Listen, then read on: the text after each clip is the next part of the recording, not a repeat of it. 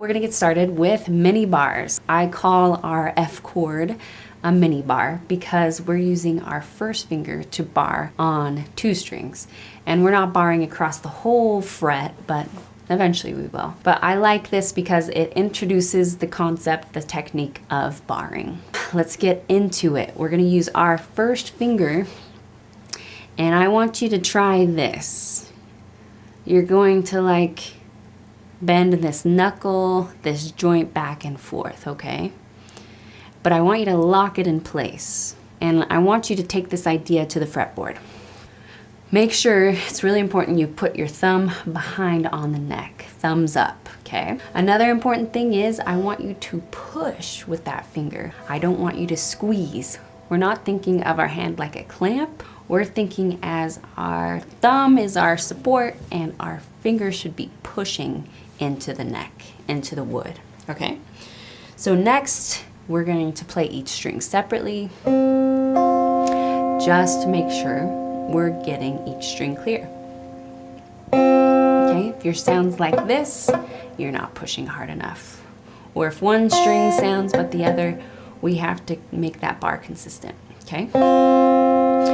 One other thing you'll notice that I'm doing is I'm kind of coming at an angle rather than trying to make it flush against the fret. I'm actually pointing my finger more towards me, and that will help with our other fingers eventually. Keep that in mind, give that a try. So I'm pushing both strings down, and I'm gonna play, and then next we're going to move up to 2nd fret. Okay, 3rd fret, and 4th fret, and 5th fret, 6th, and 7th. Okay, and hopefully what you've noticed is that it gets easier farther up the neck we go. And the reason is because when we're playing on 1st fret, we get the most amount of string tension because we're closest to the neck. So I always like to introduce away from the nut and then work our way towards it, just to show that it is 1st fret is actually the hardest to bar. We got our first finger down. Let's add our 2nd finger. So this will stay flat and this one will kind of round over and hit that next string. So 1st finger is in its spot, 1st fret for 1st and 2nd string. Then we're gonna throw our middle finger on 3rd string, 2nd fret. Okay, let's play string by string. Okay, if yours isn't clear, go in and check and make sure you're pushing hard enough and or your finger pads aren't touching the other strings, making them dead, okay?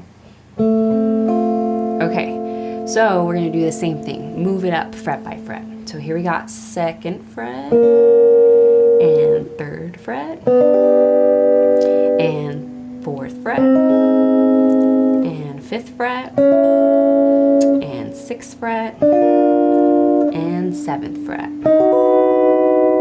Awesome, let's work our way down. 6th, 5th, 4th, 3rd, 2nd, and 1st.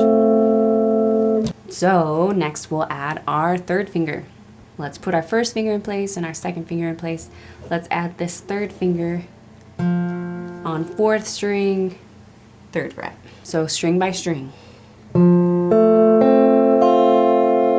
Okay, check in with yourself, make sure things are sounding clear, and then same thing, we're gonna move it up.